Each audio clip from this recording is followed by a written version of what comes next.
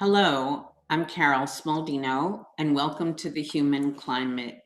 My guest today is Tim Wise, and I would say he's a prominent anti-racist. He's an author and speaker, and I would add provocateur. I don't think you go to audiences just to comfort anybody. I think you kind of provoke the out of people. And I guess I have to say, you provoked me because I changed what I wanted to talk about with you like 100 times. Yeah. So, and then I thought, well, kind of the purpose of this, one of the purposes of this podcast is to help me and anyone listening or watching to question our assumptions. Sure. And so maybe that's the idea that you can add to me, and perhaps I could even add to you, but we'll see. Yeah, great. Sounds good. Sounds good. I read your book I read your book, White Like Me. Let me be clear. And marked it up intensively. Yeah. And some of the things that struck me actually really surprised me because I was very struck by what you said about Jewish immigrants and losing their stories and how your grandfather, that his father hadn't really shared stories. And it had a big impact on me because I had never wanted to go to Russia because I thought, well, ancestors fled from there. Right. But the issue is they didn't only flee, they lived there. I mean, Fiddler on the Roof was there. So I didn't get the stories either. And part of what I miss, I think, as a white person is that what I have felt is that alienation from the past. And as you say, people were primed to become white and to assimilate. And I think that happened with Italians. Yeah. Do you know the story of Columbus Day, just as an aside? Why it was founded, I know it was an attempt to ostensibly to honor Italian Americans, right?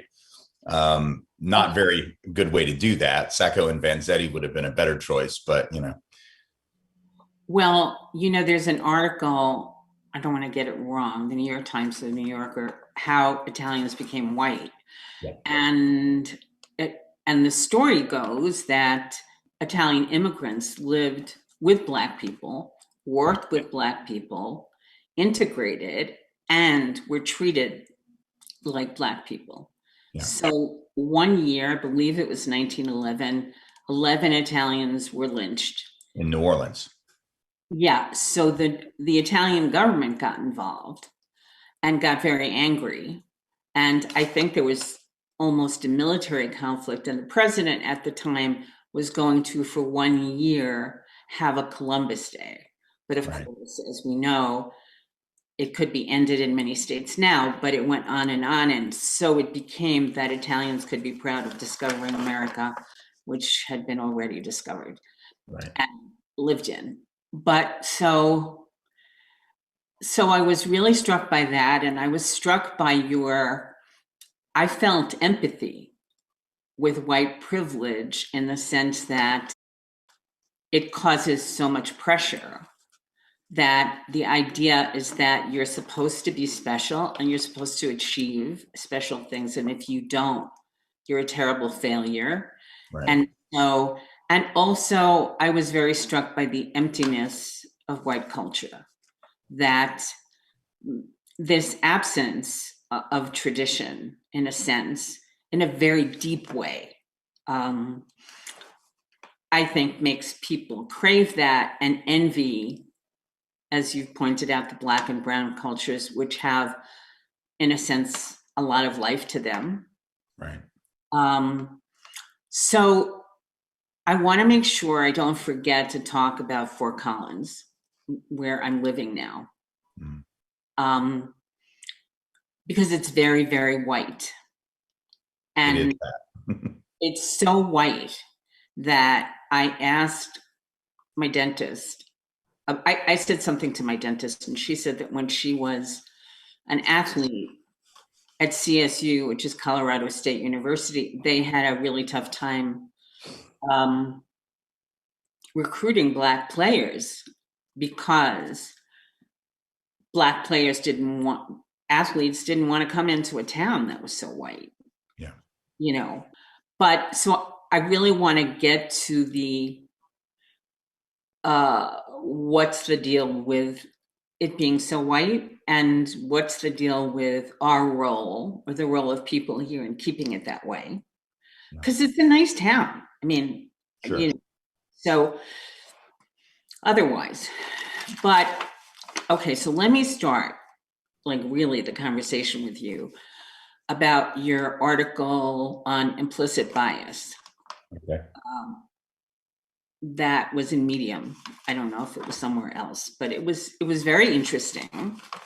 And you talk about how the emphasis on unconscious bias is kind of a distraction from the fact that racism is really so structural and systemic that it needs to be changed at that level. Right. And I guess my thought was, well, why can't you do both? Right. And then my thought was, this is not going to surprise you. I went back to Carl Jung and I started to read some of his book, which is a little like a Bible for me. I need to read it 20 more times to completely understand it. And I thought this morning, someone has to do a simplified version of this because it's so dense, but it's so smart. And I guess, you know, his thing is that we hide from evil in ourselves. We hide from whatever scares us. Mm. So it doesn't mean that evil is the only thing. We hide from tenderness if we're macho. We hide from the idea that we're imperfect. And I know imperfection has been a psychological buzzword, but when I talk about imperfection, I talk about the raw, messy, yucky, kind of gross stuff that brings about, I think, a lot of shame. And when you have religions and schools and parents teaching us that we're good and giving us fairy tales that always have happy endings, and I think it's hard for people to really admit any part in ugly stuff. Mm-hmm. And I think if we don't teach people, we don't teach kids, we don't teach ourselves that it's okay to be terribly imperfect, that it's really okay. I just see anti-racism for many white people landing in a very surfacey way. Sure. Well, let me back up a couple of steps because I think I can connect some of what you set up there, including the piece about sort of the emptiness of whiteness and the substitution of actual ethnic and cultural history with this sort of, you know, aggrandized accumulated whiteness as a substitute for that. I can link that to the point about implicit bias versus systemic bias, you know, and I can do that with a somewhat Jungian analysis in a way. You know, when these European peoples, Jews, Italians, Irish folk, wherever they were from, came to this so-called new world, they were running from some things, and some of those things were very real and visceral.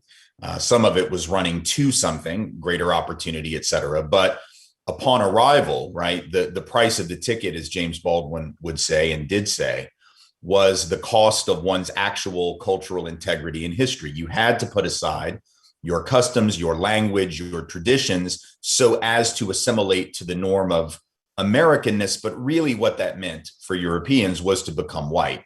And so in a way, hiding from the self of who you really were. You were a Russian Jew, or in the case of my, you know, family, they were from Minsk, which was, you know, modern day Belarus, but at that time part of the Russian Empire.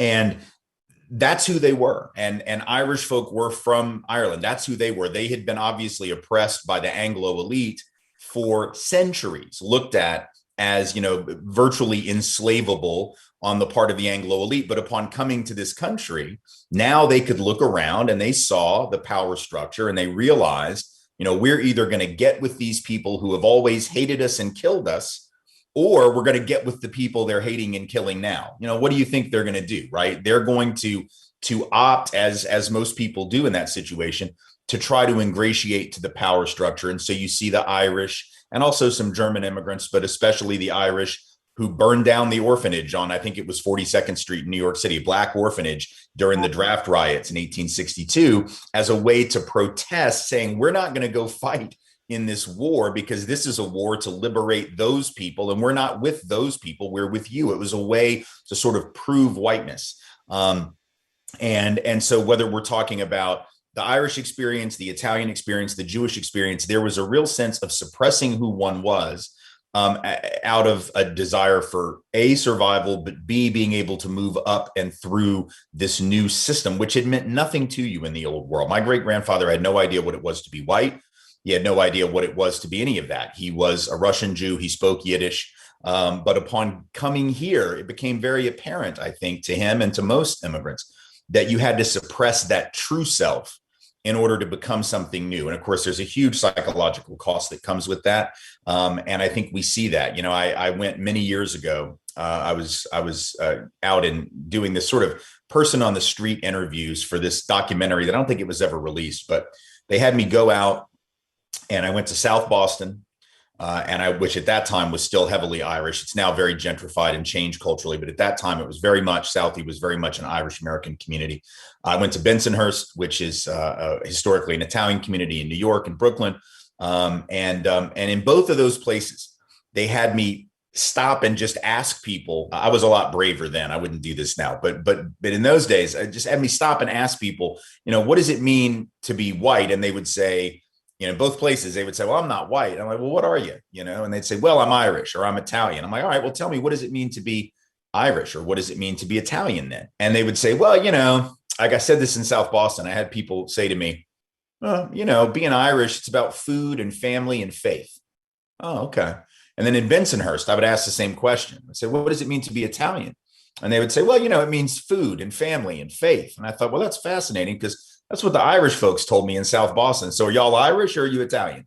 And then, by the way, my Jewish people would tell you the same thing, right? And so like, we're all Jews, we're all Irish, we're all Italian, but we're not, right? So there has to be more to it. Like, your Irish ancestor who came here would have had a better answer, right? Your Italian ancestor would have had a better answer. My great grandfather, who came and had been a member of the Bund and, was a labor socialist, he would have had a better answer than that. But here we are multiple generations later, and that's what's left. And the reason I stress that is because I think one of the mistakes that I put myself in this, we in the anti-racist movement community have made, is that when we have talked about white privilege, we have presented it not on purpose, but this has been the effect. It has landed as sort of a litany of all the advantages and all the good stuff that comes from being white, which is very real. I mean, in relative terms, there's absolutely no argument about it. But we haven't paid enough attention to the sort of collateral damage that comes with it and the downside of it. And if we don't do that, not only are we being dishonest, but we're also giving white people a really good reason to hold on to it, right? Like, if I just give you all the goodies that come from this identity and I never present you with the complications, the logical thing for you to do, best case scenario, is you're going to go, oh, that's really terrible, but I don't want to give up these perks, right?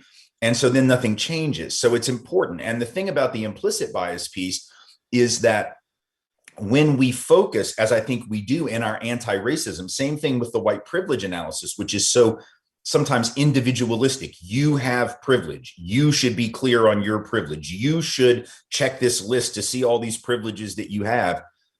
Okay, same thing with implicit bias. You have bias. You have internalized these things. Well, of course you have. Just like you internalize shopping and materialism, right? They tell you when you go to the grocery, don't go hungry because you're going to buy stuff you don't need, but we all do it because we've ingrained these things. We're conditioned to be consumers. We're conditioned to have these thoughts about race and gender, sexuality, religion. So to say that you have an internalized bias is like saying you're an air breather. It's a sort of meaningless truism. The question is, where did those thoughts come from?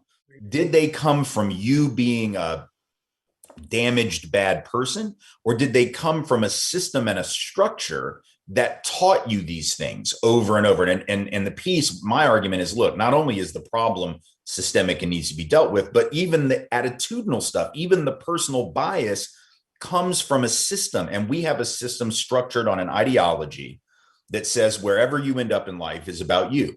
Rugged individualism, meritocracy. So if you made it, it's because you worked harder. If you didn't, it's your own fault. Well, if you believe that, and that's Genesis 1:1 in the Bible of Americanism, right? That's the sort of secular gospel.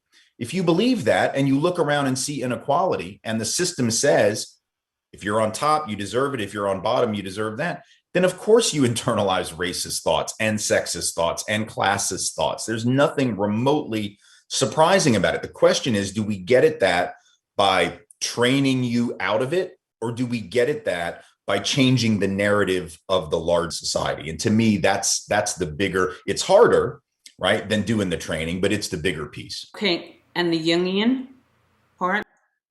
Well, just the running from the self stuff, the idea that we have this self that we run from because we're afraid.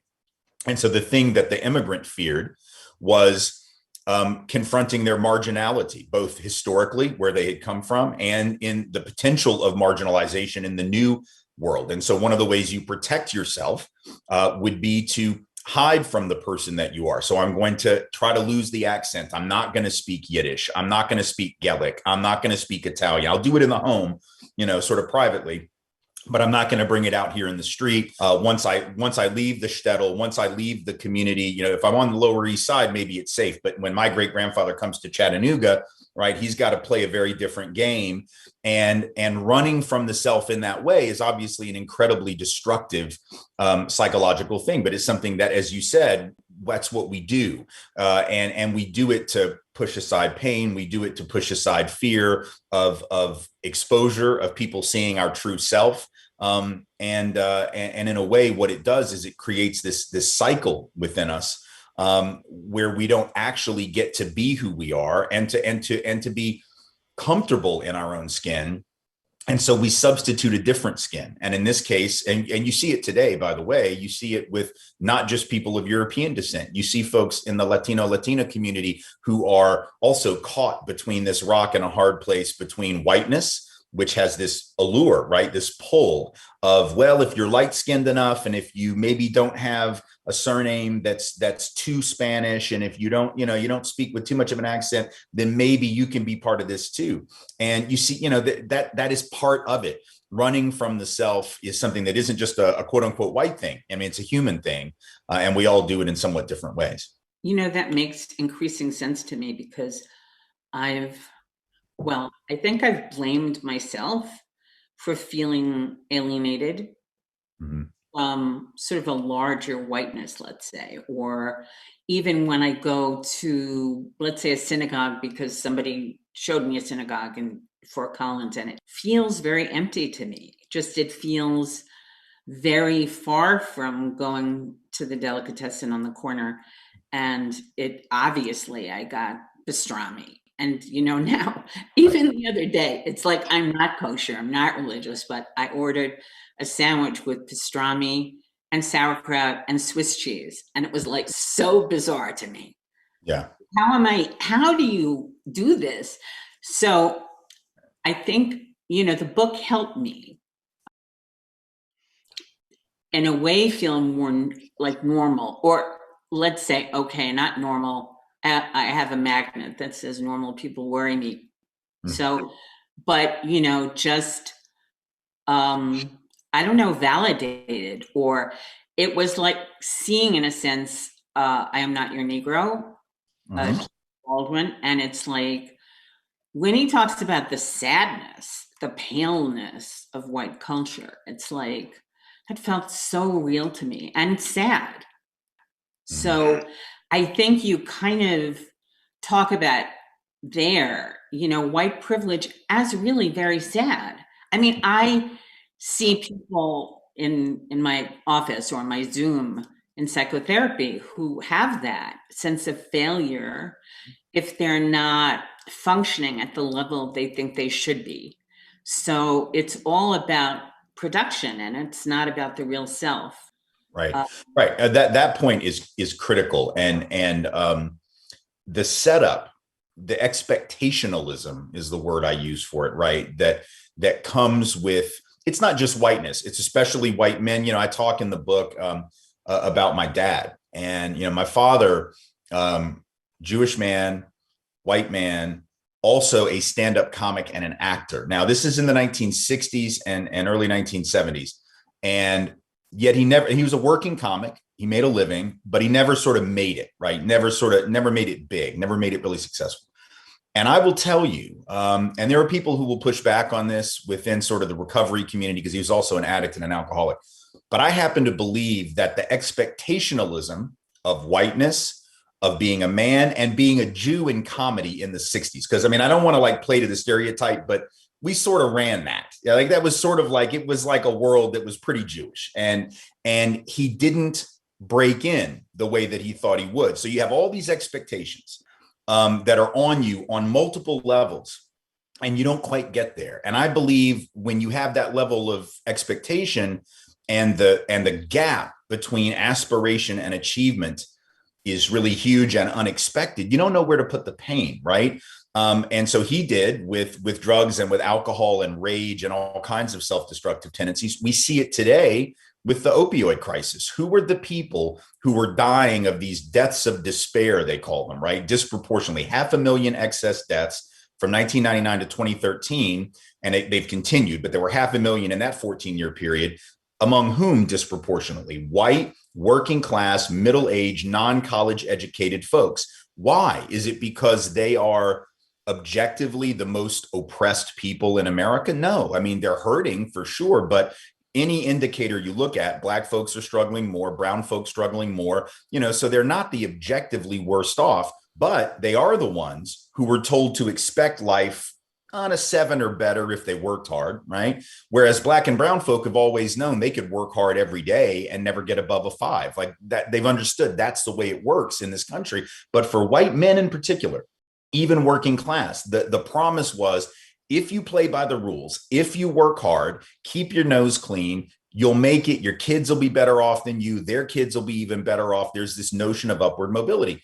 And when that gets interrupted, the privilege of having believed it and the privilege of it historically being true now becomes a dagger pointed at your own heart, because now you have no way to figure it out. You have to blame yourself, because the voice in the back of your head says, you should be able to pay for your kids' college. You should have enough money set aside for your healthcare needs. You should be better off than this. And now you're 55 and you're staring down retirement in a decade or whatever, and you got nothing saved and you just got laid off and ain't nobody hiring 55-year-olds, right? And so now you don't know what to do with it. And so it's like, if you think about the Great Depression, we all have heard the stories about when the market crashed in 29. I remember the first stories I ever heard about the Depression were about people throwing themselves off the tops of buildings in New York. Well, who did that? Do you think poor people did? Poor people didn't say, oh my God, my stock portfolio has crashed. Let me go up to the tallest building in Manhattan and throw myself from it,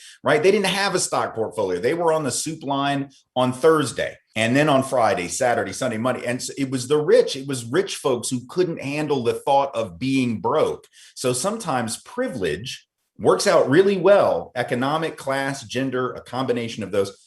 It's all good for 364 days out of the year. But if day 365 is the day you lose your job, the day your marriage falls apart, the day that something goes horribly wrong in your life, and you aren't prepared for setback because you never had to be in the same way, you're the one who's going to actually suffer the greatest psychic sort of break. And I think that is a thing that therapists, and I've talked about it with my own therapist, but I think psychologists and therapists should be trained, and psychiatrists should be trained to really think about some of the costs of, I think we're now starting to have such folks train and learn about the cost of to people who are marginalized. Like that's increasing. You'll hear that more in people's training. But there's this other piece. It's not just the folks that are being marginalized. It's the people that generally aren't and then everything goes to hell one day, and you Yeah. don't know how to help those people because they were never understood as being at risk, and they actually are, just in a different way. Yeah.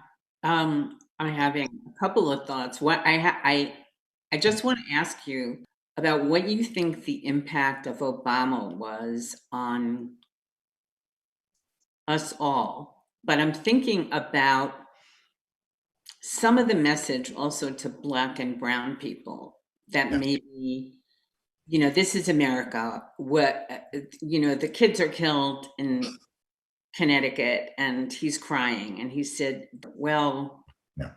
yeah, it is who we are. And so I wonder there's a certain sector of Black people who have made it really big Sure. and who have given the message. This is America. I am American. I am Black, but I am American. And if you if you work hard, we can all make it. Mm-hmm. And Obama was, for some people, um, I think naively, confirmation of that. Now, I would say that it was more confirming of that for white people than most Black folks. I think most Black folks still had a relatively jaundiced view of that promise, but you certainly heard it. I mean, I remember Will Smith, for instance, the actor, right after Obama was elected, he made some comment to the effect of, if Obama can become president, don't tell me that you can't get a job at the mall, at the department store. Well, the Yeah. irony is it's actually harder to get the job at the department store in some weird ways. That may sound odd, but to be president, you don't have to, you're not appealing to that one person who might be a bigot and not want to hire you, might be a racist. You're appealing to millions, and all you got to do is convince. I mean, I'm not saying it's easy. I certainly couldn't do it, and Obama's a political genius. But convincing the majority to vote for you allows you to appeal to people who maybe can trump, no pun intended, the racism of others. When you're applying for a normal job, you're just face to face with that one person in HR or that one person who's interviewing you. And if that person has some biases, you're sort of screwed. At least when you're running for office, you're appealing to millions of people, or thousands at least, in a local election. And so you got a shot. So there was a naivete in what Will Smith said. But I think that really the problem was that Obama was confirming of that myth for a lot of white Americans. I think white folks, and you heard it even during the run up to the election, there were, I remember a piece in the, I think it was the Washington Post, it might've been the Wall Street Journal, but I reference it in my book, Between Barack and a Hard Place. So it's in there somewhere, but there was a quote, and this was from like December of 2007. So this is before Obama had really become the front runner. But there was sort of this groundswell of support for him among some young folks. And there was somebody quoted, some supporter of Obama's, I think in Iowa somewhere, who was quoted as saying, well, what I like about him is that he doesn't have all the baggage of the civil rights movement. And then someone else chimed in about, they just confirmed that, anybody can make it. And the problem, first of all, the idea that you'd think the civil rights movement was baggage is concerning, especially when you're a Democratic voter. Ostensibly, you'd think you wouldn't say that. But also the idea that it confirms anybody can make it is sort of indicative of this idea that if we can just get a head of state who's Black, then there are no limits. Well, when Benazir Bhutto became the head of state in Pakistan, which happened twice, of course, she was later assassinated, so it doesn't necessarily indicate her popularity, but she did become head of state twice. I don't think anyone would have said, well, patriarchy has clearly been uprooted in Karachi. I don't think they would have said there was no sexism in England because of Margaret Thatcher, or, that there's no sexism in Germany because of Angela Merkel, or there's no sexism in the Philippines or Israel or India, or all of these other places that have had women as heads of state. But somehow that's what it meant here. So we're always looking for these confirmations of the ideology. And that lets you know how powerful the ideology is and how that ideology helps keep in place a lot of the systems and the structures that need to be uprooted. And when you say that, I mean, you can imagine the pushback. It's like going to church. Not that I know a lot about that. Well, I do. I'm from the South, so I've been in a lot of churches, even though they weren't my own, obviously. being in church and like right after the pastor or the priest or whatever finishes the sermon, it's like standing up in the third row of pews and saying to him, well, that was beautiful, but there's no God, so why are we really here in the first place? Like, it doesn't go over well. And it's the same thing with that. When you question the fundamental core ideology of Americanism, the thing that we built the society on, it's hard. That lets you know that it's important, right? That's the part where the pain is coming from. And that's why it has to be addressed, but it's not an easy slog. Right. So I'm just going to go back to Young.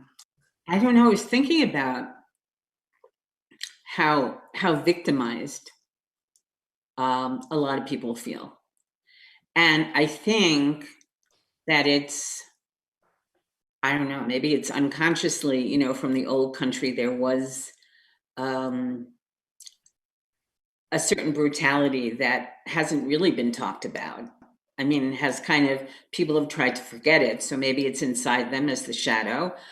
But I think what happens is that also in the ideology, let's call it the ideology of what is popular Christianity and popular Judaism for two, that, it's important to be good. It's important to follow the 10 Commandments, and it's important to do this. And I haven't found a religion that does not preach goodness. Now, let's say Buddhism preaches not having an ego, but I can't get there because it doesn't resonate for me. So for now, I think that what happens is, even in the schools, a 2-year-old is written up because he scratches another kid. I mean, so there's this fear of having a kid who's going to be victimized, and there's this fear of having a kid, I think a greater fear of having a kid who's a bully, because we don't teach kids that we're all good and bad. And, there was an article in the Times the other day about defending inappropriate movies. And the issue was the author, her last name is Gross, was talking about during the pandemic, seeing the Addams Family and a couple of other films, and having her 7-year-old make interesting comments. And she quoted Bruno Bettelheim, whose book I've also marked up a lot, Uses of Enchantment, where he talks about how kids, have this ambivalence and uncertainty inside themselves. And when they see it resonate from fairy tales, they can identify, because at a certain age, they can't really handle ambivalence. So they have the good guy, the bad guy, but then it kind of can come together. But when we sterilize the entertainment of kids and make it all happy and everybody's nice to their neighbor. And so I think, I was thinking, and I want kids, about racism. And, I see a lot of people who have signs Black Lives Matter and who have coffee cups that say Black Lives Matter. But I think it's not really so popular to teach ourselves, but then our kids, about systemic racism, that it exists today. There's a lot that's unfair. And this is what your family is trying to do about it. I mean, that kind of came to me as I was reading your book and thinking about what you write, that I think we don't teach kids, we don't teach ourselves about emotions, okay? We don't teach our kids about having mixed feelings, that it's all okay, and that we can feel like Maleficent or whatever. I mean, we can feel like that towards a younger sibling or towards an older sibling or towards anybody. And so that's part of us. So if that's part of us, then it's not so traumatic to learn that we're part of racism. Well, and the thing, it reminds me of, again, going back to the psychoanalytic framework too, what happens when you're not allowed to feel certain things or to process certain emotions. There's a great series of books, and I cannot remember, I've got them on the shelf back here somewhere, but there's a series of books by a psychologist about all the recent presidents called whoever it is on the couch. So there was Bush on the couch. I know who you're talking about. I mean, Yeah. I know I have a couple. Yeah, and one of the things that struck me, I haven't read the Trump one yet, although I'm sure that will be fascinating. But I remember the Bush one, which was about George W. Bush. One of the first stories in that book, right, was about, and I didn't know this story. Some people might have, but I guess when George W. Bush was pretty young, George H.W. and Barbara they had a child that died, a daughter that died very young in infancy, and I guess they just buried her in a family plot, I guess in Connecticut, and didn't even tell George W. that she had died. It was almost like, well, we don't do mourning in this family. We're just not going to do it. And I think he found out like after the funeral that his sister had died. And I thought to myself, what, like think about the message you're sending about feelings and about pain and about how you're supposed to process it. But also then when you see years later, right, it made me not sympathetic or even empathic to W per se, but it made me understand something about him during the war, when they were talking about civilian deaths and they were talking about the loss of life, and he just sort of laughed it off. It was like this nervous laughter. And you're thinking, oh, but you don't. And then I read the book and I realized you don't know how to process pain. You don't know how to deal with trauma. And then, of course, Mary Trump, I guess who's the niece of Donald Trump, right, has written about this and talked about this, that her uncle was not allowed in that family to cry, to express pain, to express fear, to express insecurity, even though he had a brutal father and a mother who apparently hated him. I mean, both the parents, apparently, from all the reports, just thought he was a sociopath. And so there was this, you're not allowed to feel, you're not allowed to love, you're not allowed to express fear. We're not going to express these things toward you.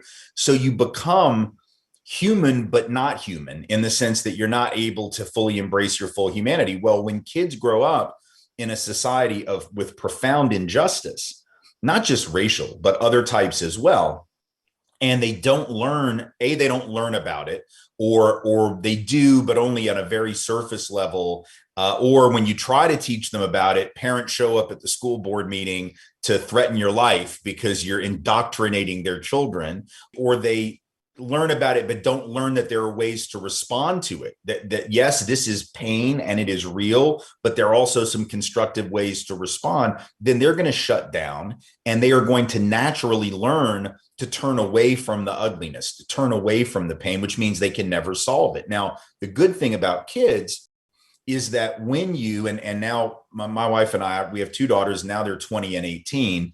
And what I learned, and I didn't know this because no one had written anything to tell me this was true, but I was just going on a hunch based on the way my mom raised me, that kids were actually really resilient and could handle what you threw at them. And if they couldn't, they'd let you know, and you could try again later. They'd sort of let you know, like, I'm not following it, it's over my head. So I was talking to my kids about race at an age appropriate level, of course, when they were 5 or 4 or 6 or 7 or whatever it was. And what I found fascinating was the first time that I ever tried to talk about it with other people's children. It's one thing to talk about it with your own, because you've got 18 years to get it right, roughly. But with someone else's kids, you're worried. And I've been speaking at UNC Chapel Hill on like a Wednesday. And on Thursday morning, I had to be back at home in my kids' preschool class with a bunch of 5-year-olds to talk to them about racism. The one at UNC Chapel Hill did not bother me. You put me in front of 500,000 adults and there's no fear. You put me in front of 15 children and it's a little different. So I was nervous. I didn't sleep all night. I got there. And what I did was I just asked them questions. You can't, at that age, when they're real young, you can't just hit them over the head with a bunch of facts and information. They're just not ready for that. But you can ask them questions. You can elicit from them some of their own observations. And so I started to do that. And as we were going through, and I made a very brief mention, I said, here we are. I live in Nashville. I said, we're here in Nashville. And I don't know if you know this, but this is a place where not that long ago, there was a huge movement of young people, high school and college age young people, to make this country a better place. So I gave a very brief description of the sit-in movement and the civil rights struggle, and that Black folks were being treated horribly because of the color of their skin, not able to shop, go to the movies, eat in this restaurant, whatever the case was, able to vote or work in these places. And none of these kids, with the exception of mine, had probably heard this before, and they were horrified, but not horrified in a way that made them feel guilty and ashamed. Most of these kids were white kids. It's not like they felt, oh my gosh, we're terrible people. No, they didn't go to that place. That's what conservatives think they'll do. If you talk to them about racism, they'll hate themselves for being white. No. But then when I asked them, I said, now you tell me, if you saw someone being treated badly because of the color of their skin, what would you do? That was my question to them.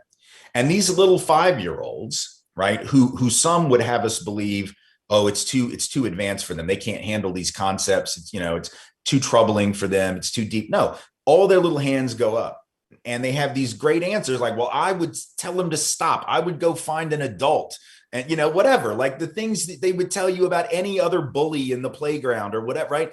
And they were animated to do the right thing, because at that age, that's what kids have, this innate sense of justice. They only lose that when we wring it out of them like water through a sponge, right? Because, oh, we don't have time for justice. You got to pay the bills. You got to, you got to do whatever you got to do to get on top. These kids don't know about that. That's why I think so many people are upset when we try to talk to young people about racism in schools. That's why they're attacking critical race theory, not because they're afraid it's going to make white kids feel bad, but because they're afraid it's going to make white kids want to act in solidarity with Black and brown kids. Yeah, that makes sense to me. I just want to go back to Mary Trump. Yeah. Because I read her book, and I thought was that Donald Trump, in a sense, had a choice, a difficult choice. He saw his brother, in particular, being humiliated by his father. Right. And he could either identify with the victim and try to help him, but he was, I think, also feeling in some ways a victim, because he was sent to boarding school. Right. He was seen as impossible to deal with. So he was rejected. And now he saw his father completely demolish his brother. Yeah. So he made a choice, unconsciously, obviously, and he became his father. He tried to become his father. So as his father, he did what is one of the scariest things we can do when we're not helped to deal with emotions. He detached. Yeah. So he detached, and I think I'm going to say a lot of white people do that. And so when you detach, and this is really important, it's hard to really care. And it's hard to care then about climate change. Yeah. We kind of get used to it. Oh, yeah, this is really radically harmful. Well, okay, we'll adapt. And if we're white, well, if we're privileged, we can adapt, okay? We can go get a house that's not by the sea. We can, but we detach from injustice. We detach from military torture. So what? We detach from anybody that we dehumanize, and we lose our vulnerability. So it's hard to really identify with people who are really vulnerable. And then it's hard to identify ourselves and our own vulnerabilities to racism. So can I bring you back to Fort Collins? Can I bring you back to Colorado? So I do encounter people who I think sometimes along with me have no idea, just it's weird. It's weird to be in an all white place. Now, I mean, I did grow up, I think I've grown up only after that, but I did live in a very segregated Jewish community where this is at 13, Tim, I thought that Jews were the majority of the world. Whoa. talk about lack of information. Right. So it's abnormal for me to be in a community with so many churches. Yeah.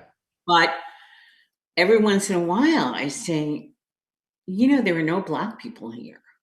I mean, 10, 20, 100. But seriously, mostly connected to the college, those who are there. Sure, but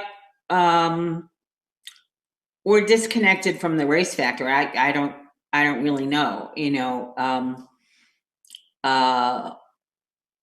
So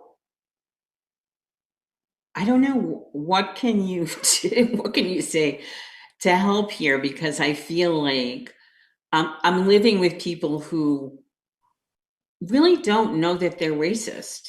Right. Well, and I think the reason that people in those kinds of spaces don't think of themselves not only as being racist personally, but sort of being wrapped up in racism is, again, because like so many others, including people that live in much more diverse places, they have been led to believe and have internalized the belief that racism is about being a bad, hateful, bigoted person. So if they're not that, and I think most people are not that, then they figure, well, I'm not racist. And they sort of think about the space that they inhabit as this coincidence. Like, I remember the first time I went to the eastern side of Oregon for a speech. I'd spoken on the west side, in Portland and those areas many, many times. The first time I went east, I remember someone there in one of the towns I was speaking in saying something to the effect of, and they said it with no sense of misgiving or irony or certainly no hostility. They said, well, we don't have a lot of racism here. We just don't have, we don't have a lot of Black people. And it was sort of like, the lack of awareness that maybe the reason you don't have a lot of Black people is because of racism, which in Oregon's case, there was literally an ordinance that was passed to essentially tell Blacks to leave the territory on pain of potential death if they did not. So there's a reason, why certain spaces look the way that they look. I wrote a piece about that on Medium also a few months ago, where I went through all these areas that you look at Maine used to be far more diverse than it is now. Parts of Vermont used to be more diverse than now. I remember going to Pella, Iowa, which is a small town in Iowa where Central College is. Cute little college, cute little town, very Dutch. There's like a windmill in the middle of town or something. A lot of Dutch writing on the, language on the walls. Lovely town. But what's interesting is when you look at the yearbooks from the 70s, I'm talking like 1975, 6, 7, 8, you will see 3 or 4, 5 times more Black people at Central College in the mid 70s than you see today.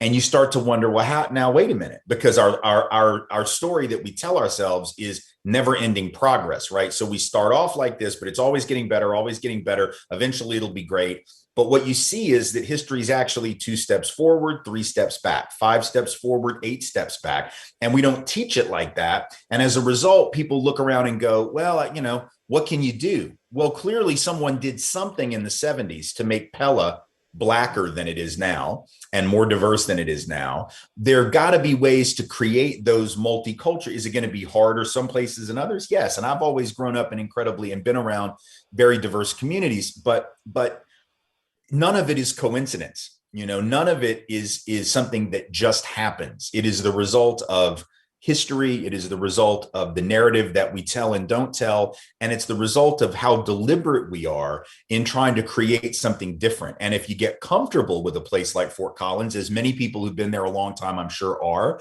just like people, Eastern Oregon, all these lovely places. I've been to CSU to speak, lovely place, but when you get used to that and you think to yourself, well, this is a really nice place, anything that threatens to change it demographically, culturally, almost inevitably seems like a threat, right? Because if you think it's good now and you don't know what the difference might look like, even if you're not overtly racist, even if you're not overtly whatever, you still are thinking to yourself, ooh, but I don't know about change, right? There's that fear. I don't know what that'll look like. I know what this looks like. This looks like something I'm used to. This is what I'm comfortable with.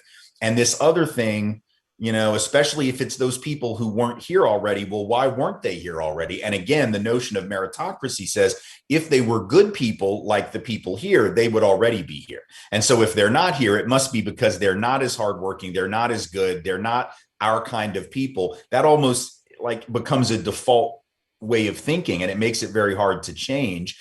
At the same time, if I were Black, would I want to be the pioneer in a place? Do I want to be number 11 in the place that has 10? I don't know. Like, I'm not sure I want to, nor do I think I should have to carry that burden. So it's like, on the one hand, white folks need more diversity, but Black and brown folk also need to be safe. So it's like, well, that's true. That's true. I mean, I share the alienation that, you speak about from the immigrants. And so, what I hear is that this is the best place to live. It's number 4 in the national whatever. And I think, why? Like, what does that mean? And maybe part of what it means is that it's homogeneous. Yeah. So let me ask you about something else that is coming up to me, which is about reparations. I haven't read you on that.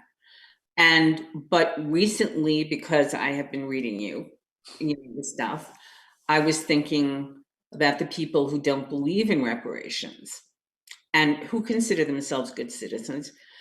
But I was wondering if they don't believe in reparations because they believe that Black people are irresponsible criminals. I don't know, something that won't use the money well. Yeah. I think there are multiple things I think that motivate opposition. Some people, it's the idea that, well, they'll just squander the money anyway. Other people, it's this sense of just not deserving it because after all, they, quote unquote, were not the ones enslaved and we were not the ones who enslaved them. So there's this distributive justice piece or whatever. I've talked about it more than I've written about it. I had a piece in really what was probably the first contemporary collection on reparations in the last 30 or 40 years, back in 2003, a book called Should America Pay, which is actually on my shelf right over here somewhere. It was edited by my friend Ray Winbush, who is a professor at Morgan State. Oh yeah. Is that your book? I have a piece in it. I have, it's an edited volume. It's a collection of essays that Ray Winbush, who at that time was here at Fisk, but now he's at Morgan State in Baltimore, put together. And in there, I sort of talk about why there are a lot of pieces that talk about sort of the financial end of it and the benefits that it would bring, obviously, to the Black community and the moral philosophical case for it. My piece is actually trying to make the argument that reparations would actually be positive for white folks, that it would actually be a way to begin to sort of repurchase that which we lost by accepting the bargain of whiteness, which is, the cost of our soul and our humanity and all of these things. And I think that without question, from a moral and philosophical place, injury has to be compensated. And it has to be compensated for the health of the whole, not just for the injured, but for the health of the whole. Amends have to be made. Now, what that looks like is the debate that we have to have on a public policy level. And a lot of different people have different views on that. Sandy Darity and others who have done a lot of work on reparations at the policy level might have one version of what it looks like. Ray Winbush, who edited that volume, might have a different version. Some people talk about it as actual cash payouts. Other people talk about it as collective investment, AKA like the Marshall Plan after World War II, that kind of thing.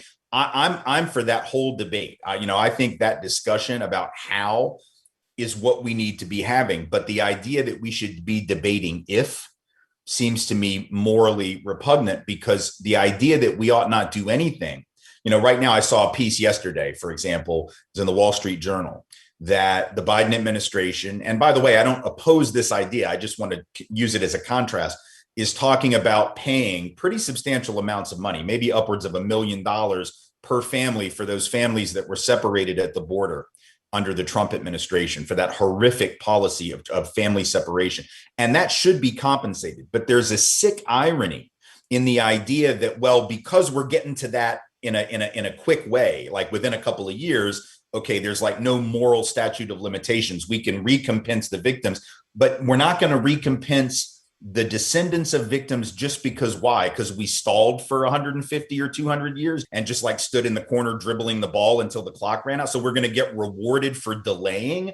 If we can pay compensation to these folks, and I know people would say, well, they're the actual victims, not 4 or 5 generations removed, but that's the point. The only reason you didn't compensate the direct victims is because you didn't want to, and you had the power not to, and you shouldn't be rewarded for using that power to delay justice. And so let's debate how, and we can have great discussions about that. One thing that I think we'd have to acknowledge, and some supporters of reparations don't understand this either, is that the idea that you're going to ever be able to have reparations that would be based solely on race itself, it's not going to happen because the courts will disallow it. There's no way that you can have a race-based scheme specifically targeted to all quote unquote Black people because of the history of enslavement, segregation, et cetera. You would have to specifically say direct descendants of enslaved persons. Now that will also be Black people, right?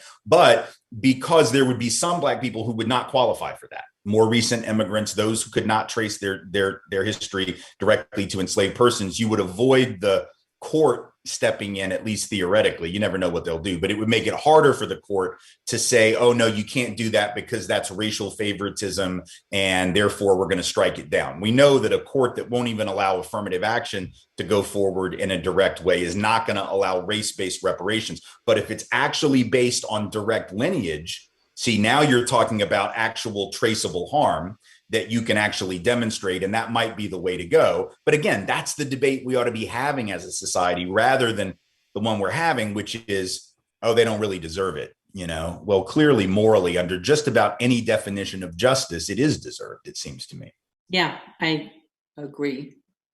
I'm thinking about you speaking increasingly to young people. And I'm thinking that I think there is, in a lot of us, who are curious, want to know what's inside us and what happened. I don't know. I think more white people need to be reached, who can be reached, and who deep down really want to know more. Because, we have Texas, we have angry people who come out even on Long Island, or, scream at people. We have people with guns, flaring. And as Jung said, even though he said it in the 50s, it's not maybe that people have gotten worse. It's that we have social media, so we know everything quickly. And we have all these weapons like nuclear, not invented weapons, and we have climate change coming. So we have all this anxiety that's already there. So, well, our technology has evolved quicker than our self-awareness, and our technology has evolved quicker than our brains have evolved. And so now we're operating with brains that aren't that different from hundreds of years ago, really not that different from thousands of years ago, with technology that cannot be imagined even 20 years ago. And that doesn't make for, that means that the means to do great harm and lots of good are right there at our disposal. But because our psychology, because most people haven't learned psychology, their own or others, most people haven't had the therapy that I'm convinced all of us need. And as a result, when you don't have that level of self-awareness, or you even scoff at it, which our culture does, more than just about any culture, it seems to me, we scoff at the idea of psychology and therapy and self-awareness. And particularly, I think men do this, and because you're just not supposed to, any demonstration of emotional need or lacking or unhealth, not even unhealth, just any kind of emotional thing is seen as a sign of weakness. And as a result, we don't deal with, as going back to what we started off with, this notion of us all being good and bad, having the capacity for good and evil. And if we don't understand that, if we don't recognize that, if instead we say, no, there's good people here and I'm going to be one of them, or I am one of them. And then there's evil people over here. And all we got to do is like keep them at arm's length, or maybe we lock them up, right? We'll imprison them, or we'll kick them out of the country, or we'll keep them on that side of town, or whatever.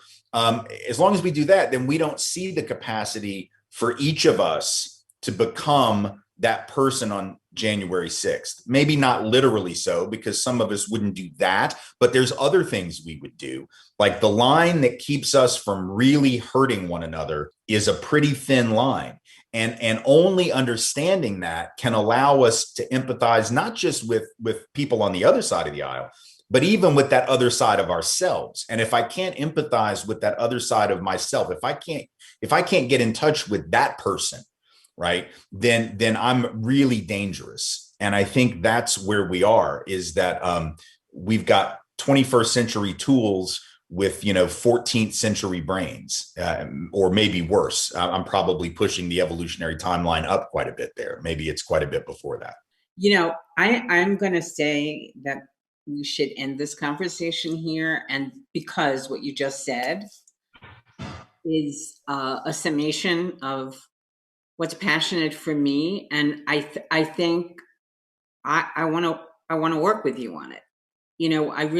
I feel that what you said is what I'm trying to say, and it's like, okay, it's not just Carl Jung. I mean, it's just a thing. It's a thing that if we don't get to know our own capacity for good and evil, we won't be aware. And if we're not aware, we're just going to fake it. If we fake being nice and we fake not being racist, it's going to be. So listen, I can't thank you enough for saying. Thank you. Thank you. This was great. I hope we can do this again. And, hopefully one day we can do this in person. If I travel to Fort Collins, I will definitely let you know, and we can. I can travel too. Okay. Very good. Very good. Well, let's do that. I've had a great time. It's great to finally get to talk with you, and we'll do it again. Okay, Tim, really, let's keep in touch. That sounds great, Carol. Thank you so much. Okay. Thank you.